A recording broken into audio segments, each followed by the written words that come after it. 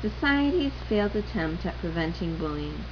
Everyone knows how bullying in schools has become a problem, and how the adults in the situation have been trying to solve the problem, right?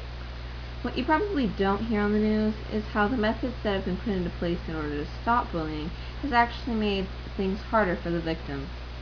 What's even worse than that is that no one ever listens when help is actually needed. The efforts that adults have been giving in order to prevent and stop bullying have actually worsened the cause.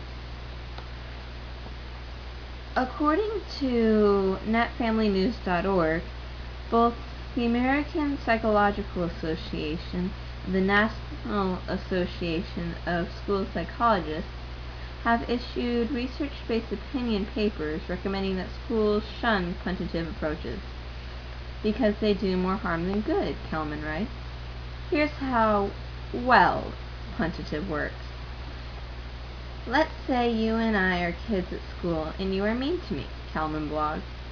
When I tell the teacher, who sends you to the principal, who in turn punishes you for bullying me, is that going to make you be nice to me? You will hate me and want to beat me up after school. You will enlist all of your friends against me. You will make me look like scum on Facebook and MySpace. You will look for an opportunity to tell on me and get me in trouble with the school. So subsequent incidences, and probably worse ones, are unwittingly set into motion by the school. The adults should be better focused on the task of protecting and helping those who are bullied. If they taught the victims how to stand up for themselves, then there might not be as big as the problem. Instead of doing that, they continuously make the same mistakes by trying to enforce rules which end up putting the victims at even more of a disadvantage. If a tragedy occurred and the adults started looking for the problem instead of who to blame, they might actually get closer to stopping another tragedy from occurring. As a member of SocialAnxietySupport.com says, one thing that's really messed up is how schools discourage standing up for oneself so adamantly. Usually, kids get into fights, both parties are suspended for a week or longer. The worst part is, the one getting bullied usually cares more about their performance in school, and being suspended would ruin it. But the bully very likely doesn't care about that for various reasons, and thus getting suspended is not a big deal.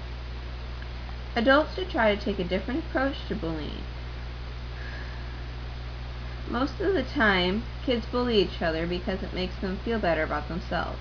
Hey, I even had a friend who would say mean things to me because she was envious and it made her feel better. Because of this friend, I learned that it is not always the fault of the school staff. Parents play as much of a role in all of this as the teachers. Some parents are obsessed with the idea that their child is perfect. But no one's perfect. As a result of this denial on their part, they allow their kids to get away with things that shouldn't be allowed. Other times, kids bully each other for attention, so they pick the odd person out of the crowd. If there were easier ways for kids to connect, there may not be as much bullying. As you can see from listening to this, society's attempt to stop bullying has actually made it worse. Adults should be better focused on the task of protecting and helping those who are bullied. If they taught the victims how to stand up for themselves, this may not be as big of a problem. Thank you for listening.